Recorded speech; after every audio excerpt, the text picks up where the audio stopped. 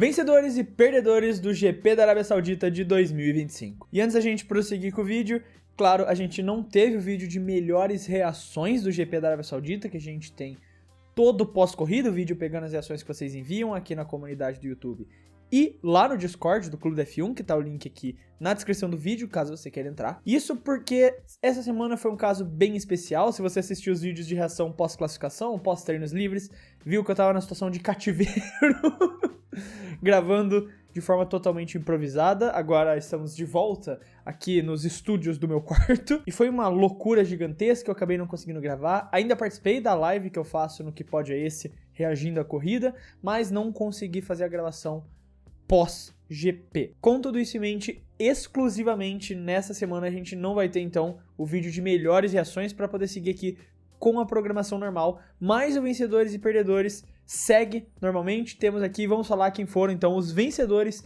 e os perdedores do GP da Arábia Saudita de 2025. Vencedor, Oscar Piastri. E agora acho que é indiscutível, se alguém ainda tinha alguma dúvida, e tô falando com você, Kevin Nicholas, não tem mais dúvida nenhuma de que o Piastri tem a consistência suficiente para brigar por um título mundial. E eu totalmente entendo quem tinha um ponto contrário a esse em 2024, porque o Piastri ele já mostrava qualidade, já mostrava habilidade, já mostrava esse ritmo para disputar na frente, só que em várias corridas ele deixava a desejar em algum momento, meio que sumindo da prova, como se ele nem tivesse ali.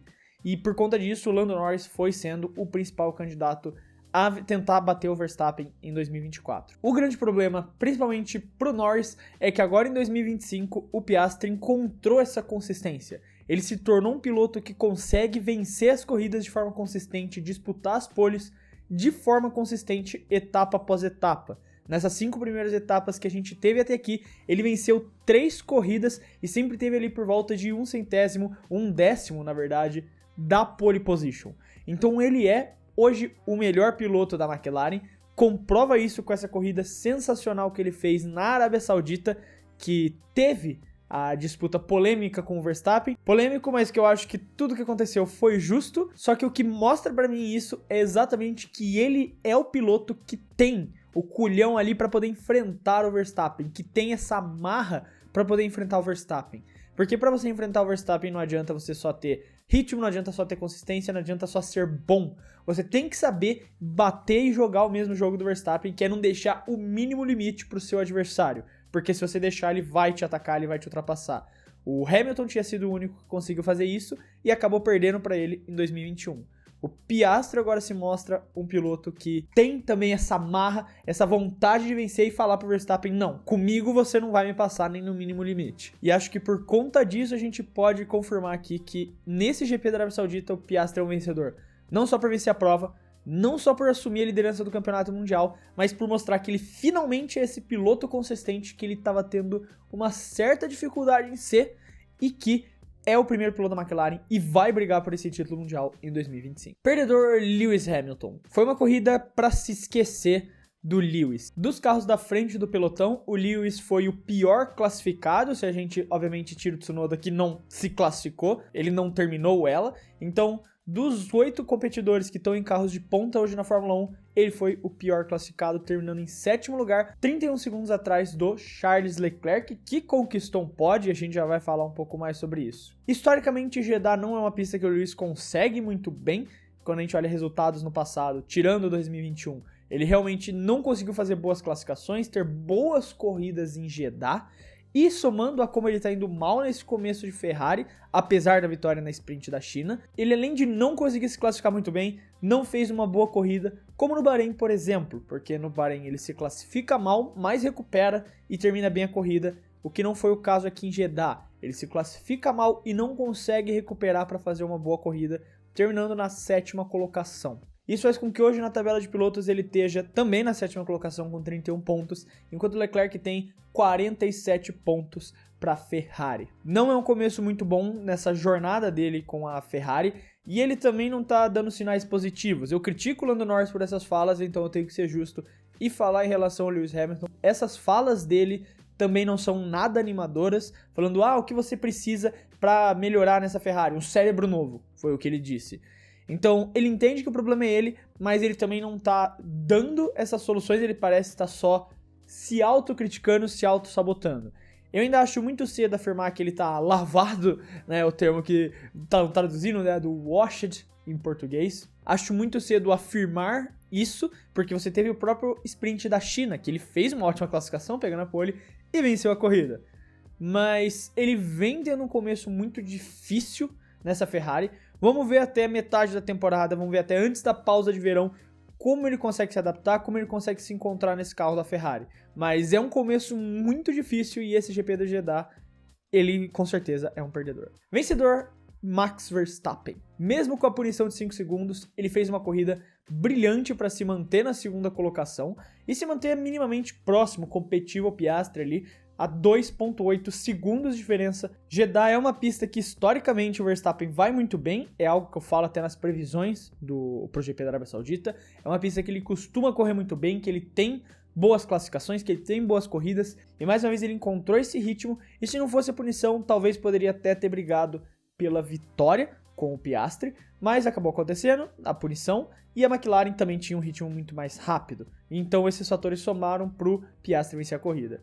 Mas esse segundo lugar do Verstappen, ainda assim, é um ponto muito positivo considerando o carro e a situação que ele tá. Porque agora ele encosta no Lando Norris no segundo lugar do Mundial, ele tem 87 contra 89 pontos do Norris e se mantém vivo numa possível disputa de título, caso a Red Bull encontre uma atualização que deixe o carro da Red Bull mais consistente como os carros da McLaren hoje. Hoje ainda é muito difícil pensar que ele vai disputar o título de alguma forma, porque a Red Bull realmente não está muito bem, mas no momento atual ele continua mantendo viva essa expectativa, essa esperança, e esse segundo lugar coloca ele como vencedor na corrida. Agora, se o Max vai ou não ter alguma chance até o final do campeonato de disputar com as McLarens pelo título de pilotos, eu não sei, mas se você quiser ver isso ao vivo lá em Interlagos e ainda não conseguiu comprar o seu ingresso, você pode fazer isso com a ajuda da Outsider Tours, a parceira do Clube da F1. A Outsider Tours é uma agência de viagem específica para eventos esportivos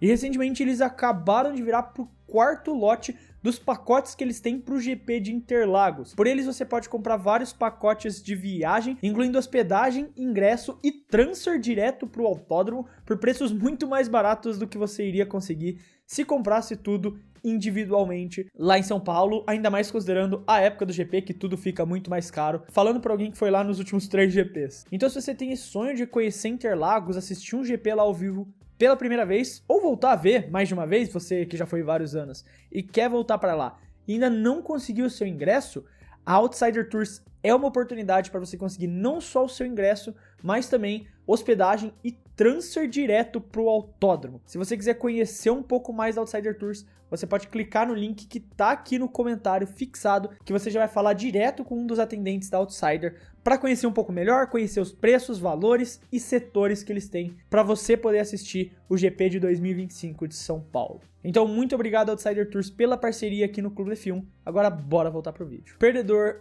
Yuki Tsunoda. Se por um lado o Max foi o vencedor, o Yuki não tem como falar outra coisa. A classificação até foi boa do Yuki, ele até conseguiu de novo porque 3 fazer o esperado, o que se espera dele nessa Red Bull. O grande problema tá que ele não teve nem a chance de mostrar isso na corrida. Enquanto o companheiro de equipe dele brigou por uma possível vitória, o Yuki bateu na primeira volta, tirando o Gasly da corrida e indo pro muro, lá abandonando ali nesse momento. Eu não acho que isso de alguma forma afete ele até nessa jornada dele na Red Bull. Acredito que ele vai ficar até o final do ano, como o próprio Helmut Marko já confirmou. Mas o grande problema disso é que cada vez mais eu venho tendo esse sentimento de que o Tsunoda ele vai ser um piloto fantasma nessa temporada. Que se não tiver acidentes como esse, ou alguma coisa espetacular que ele faça em alguma corrida, a gente nem vai lembrar que ele tá correndo na Red Bull. E no final do ano ele vai acabar sendo trocado por isso. Eu venho tendo esse sentimento, claro, foram só 3 corridas de Red Bull, mas não que ele esteja indo mal, não que ele esteja se classificando mal, não que ele esteja tendo resultados ruins, apesar de que na Arábia Saudita foi um péssimo resultado, era importante que ele pontuasse.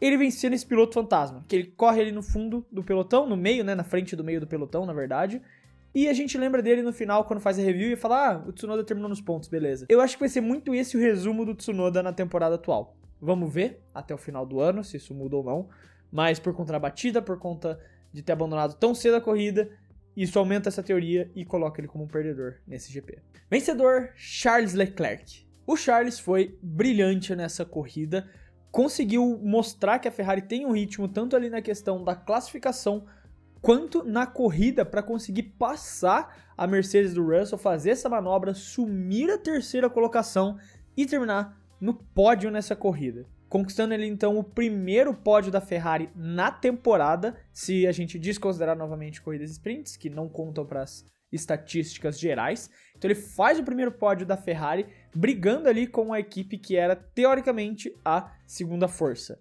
No GP do Bahrein, as Ferraris já estavam mostrando um ritmo melhor, o próprio Leclerc e o Hamilton terminaram em quarto e quinto lugares, e agora na Arábia Saudita mostrando que essa Ferrari está evoluindo, aos poucos, mas está evoluindo, está conseguindo encontrar seu ritmo.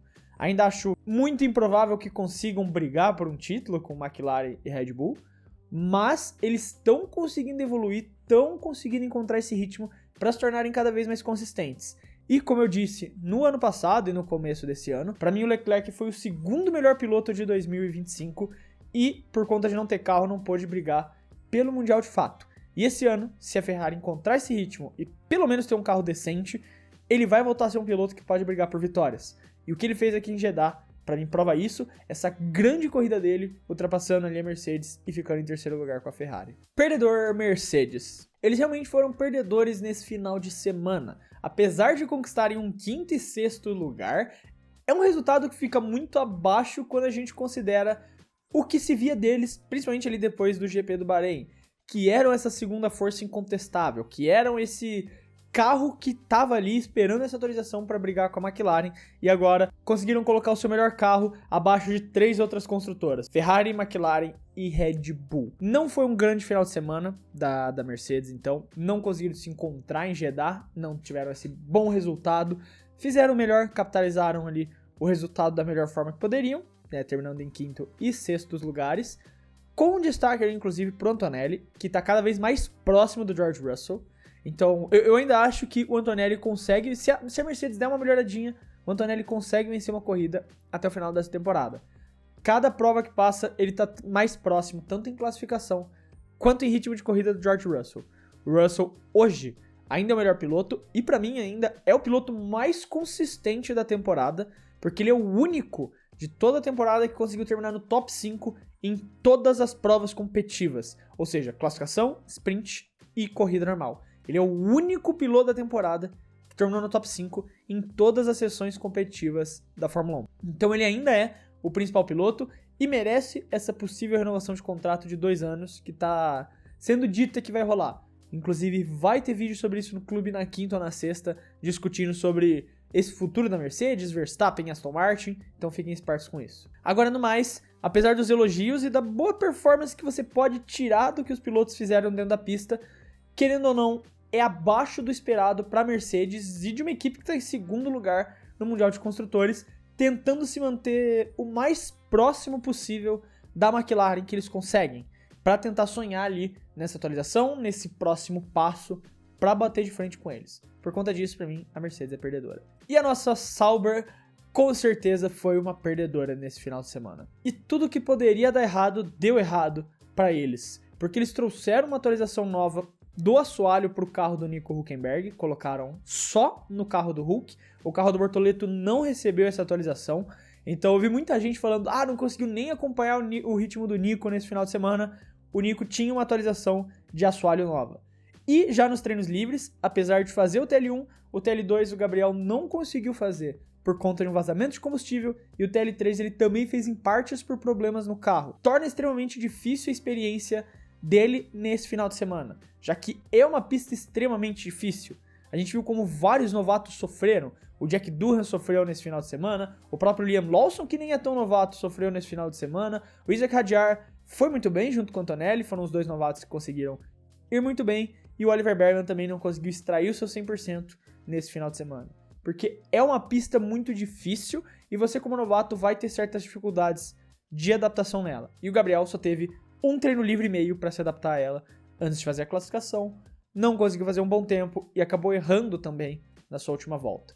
Então, todos os erros da Sauber já começam nesse primeiro momento. O Nico também não consegue sair do Q1, ficando preso ali junto com o Gabriel, largando do fundo do pelotão. E na corrida, o Nico até faz uma espécie de recuperação, podemos dizer dessa forma, terminando em 15º lugar. Então o principal carro atualizado da Sauber, termina em 15º lugar. E o Bortoleto, numa estratégia arriscada que eles fizeram, torcendo por um safety car mais à frente, que pudesse favorecer o Gabriel, para ele logo no começo, na volta 2, e coloca os pneus duros, que o Gabriel faz 48 voltas com o mesmo jogo de pneus. O próprio Jonathan Whitley, que é o chefe de equipe da Sauber, admitiu o erro deles nessa estratégia, que a falta de ritmo que ele tá no fundo foi culpa da própria Sauber, foi culpa dele, por ter apostado nessa estratégia que não se pagou no final das contas. Então, é um final de semana pra se esquecer da Sauber, mais um dos vários que vão acontecer nesse ano. E é assim, apesar do que a gente viu no começo, essa é a Sauber. E essa é a Sauber que a gente vai ver até o final do ano, até o ano que vem, quando eles viram áudio. Muito difícil esperar alguma coisa mais do que isso, tirando ali um Q2 esporádico, vez ou outra também. E por fim, a Williams pontuou anteontem, não ontem, já que o vídeo está saindo na terça-feira. Sim, pontuou com os 2 carros pela segunda vez na temporada, né? Mas a primeira vez terminando na pista com os 2 carros pontuando. Com o Carlos Sainz terminando em P8 e o Albon terminando em P9. E uma grande jogada da equipe do Carlos Sainz, o homem que, né, aquele meme do Aslan, do Narnia, né, não cite a magia negra pra mim, eu estava lá quando ela foi escrita, da equipe da Williams pedindo pra ele dar o DRS pro Albon se manter na cola do Sainz e não ser ultrapassado pelo Radiar. Da mesma forma que ele fez isso no GP de Singapura pra segurar o Norris atrás dele e vencer a corrida. Então foi uma corrida brilhante. E o Carlos Sainz finalmente se adaptando ao carro, entendendo a dinâmica de uma equipe meio de pelotão. Apesar da Williams ainda estar nova, entre aspas, nesse cenário, já que fazia muito tempo que ela não era meio de pelotão, ela era fundo de pelotão, que esporadicamente pontuava. Agora a Williams voltou a ser um carro que toda corrida tem a expectativa de terminar nos pontos. E o Sainz precisa entender que hoje a posição no campeonato de pilotos não importa. Quando você tá numa equipe que briga para ser o best of the rest, né, o melhor do resto, você não tem que pensar no campeonato de pilotos e sim nos resultados que você vai trazer para a equipe, que é essa a situação da Williams. Então, muito mais importante do que ele tentar se disparar e alcançar os carros na frente, o que também dificilmente ele conseguiria fazer, era extremamente importante que ele desse o DRS pro Albon e o Albon também fizesse sua parte como companheiro de equipe, respeitando o Carlos e não tentando fazer uma manobra, só usando o DRS do Carlos para se defender do Radiar. E foi um trabalho de equipe perfeito. O Carlos ficou ali sempre menos de um segundo do Albon, e o Albon também ficou ali usando o DRS estrategicamente para se defender do Radiar, mas não para ultrapassar o Sainz, porque merecidamente o Sainz terminaria na frente nessa corrida com P8, trazendo 6 pontos para Williams, que reassume o P5 no campeonato de construtores. Então, um bom final de semana da Williams, depois do desastroso final de semana do Bahrein. Mas aí tá, esses foram os vencedores e perdedores do GP da Arábia Saudita de 2025. Eu quero saber a sua opinião, como sempre, não esquece de deixar ela aí nos comentários, se você gostou, não gostou do vídeo. Não esquece de escrever aí sua opinião, se você concorda, se você não concorda também. Se você gostou do vídeo e quiser ajudar o Clube F1, como sempre, você pode fazer isso se inscrevendo no canal, porque ajuda muito a continuar produzindo todos esses vídeos aqui para vocês. Quero deixar um abraço para você que ficou até aqui e até o próximo vídeo.